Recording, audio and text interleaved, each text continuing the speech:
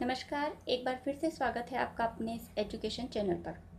आज हम आभ्यंतर प्रयत्नों के बारे में पढ़ेंगे। इससे पहले हमने बाह्य प्रयत्नों को नियम और ट्रिक से समझा था। आज हम आभ्यंतर प्रयत्नों को भी नियम और ट्रिक से पढ़ेंगे, ताकि इस टॉपिक में से जो आपके आभ्यंतर और बाह्य प्रयत्न का जो टॉपिक है उसमें से कोई भी प्रश्न हमसे गलत ना हो और इससे संबंधित सभी प्रश्नों का हम सही जवाब दे पाएँ। तो आइए शुरू करते हैं आभ्यंतर प्रयत्नों को। बाह्य प्रयत्न और प्रयत्न क्या होते हैं इसके बारे में मैंने अपने पहले वीडियो में आपको बता दिया था, इसीलिए अब यहाँ से हम आभ्यंतर प्रयत्नों के बारे में बात करेंगे कि आभ्यंतर प्रयत्न क्या होते हैं।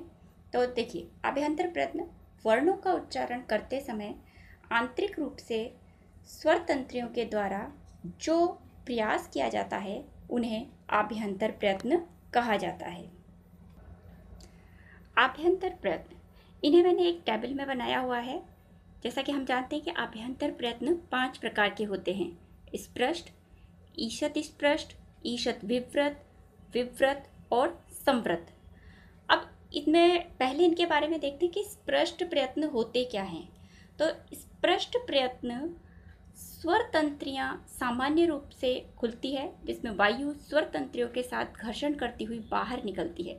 स्वर तंत्रियों में कंपन होता है व उच्चारण में बल लगाया जाता है। ये होते हैं हमारे स्पृष्ट प्रयत्न और इसका अर्थ होता है छूना। इसमें सभी हमारे जो स्पर्श वर्ण होते हैं वो आते हैं। जो क से म तक के जो हमारे स्पर्श वर्ण होते हैं वो स्पृष्ट प्रयत्न में आते हैं। अब इन्हें याद करने के लिए हम जो ट्रिक काम में लेंगे वो हैं पृष्ठों को स्पर्श करो। आप जब भी किसी बुक स्टोर पर जाते होंगे, जैसे आप कोई रजिस्टर खरीदते होंगे, तो आप सबसे पहले उसके पेज देखते होंगे। यानी हम जब पेज को इंग्लिश में हिंदी में पृष्ठ बोलते हैं तो आप उसके पेज देखते होंगे, उन्हें स्पर्श करके देखते होंगे पेज सही भी है या नहीं। तो उसी तरीके से यहाँ पर भी है कि पृष्ठों को स्पर्श करो, तभी पता चलेगा कैसे हैं। तो यहीं से हमारी ये ट्रिक है कि पृष्ठों को, तो पृष्ठ से बनेगा स्पृष्ट और स्पर्श, इसमें पूरे के पूरे हमारे स्पर्श वर्ण आ जाते हैं। अगला जो है दूसरा अभ्यंतर प्रयत्न वो है ईषत् स्पृष्ट। ईषत् स्पृष्ट क्या होते हैं? इसमें स्वर तंत्रियाँ सामान्य रूप से खुलती है, कंपन कम होता है व उच्चारण में बल कम लगाया जाता है। इसका अर्थ होता है थोड़ा छूना।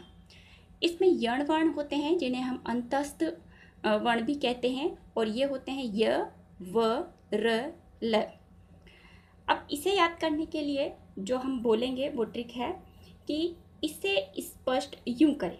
मान लीजिए आप कोई बात कर रहे हैं और किसी को समझ में नहीं आ रही है या कोई आपकी बात को समझ नहीं पा रहा है, तो वह आपसे कहता है कि इसे यूं स्पष्ट करें, यानी ढंग से स्पष्ट करें। तो इसमें होगा इसे स्पष्ट यूं करें।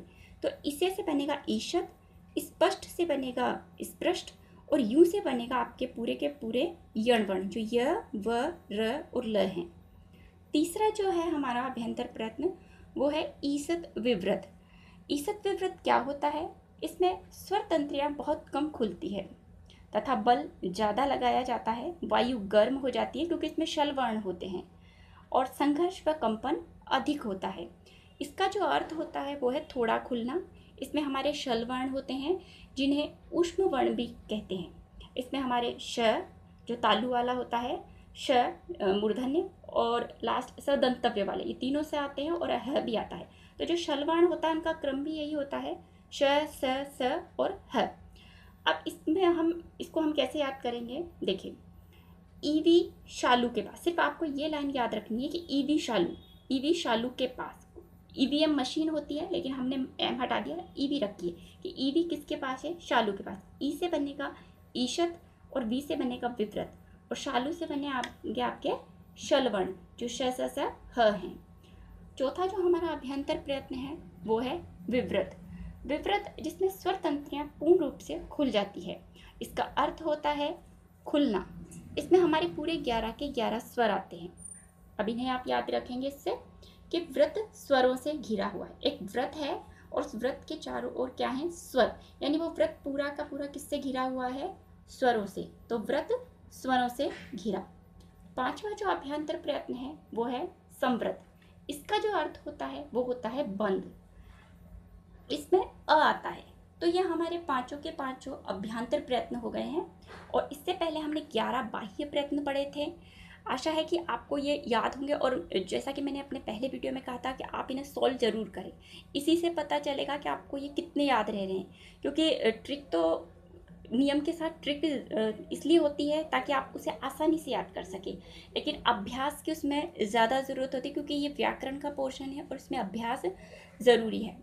तो ये वीडियो आपको कैसा लगा आप ज़रूर बताएं, और कमेंट्स के माध्यम से ज़रूर बताएं कि ये जो ट्रिक जैसे हम काम में ले रहे हैं वो आपको कितने फ़ायदेमंद हो रही है। आप अपने इस चैनल को ऐसे ही लाइक और सब्सक्राइब करते रहें। धन्यवाद।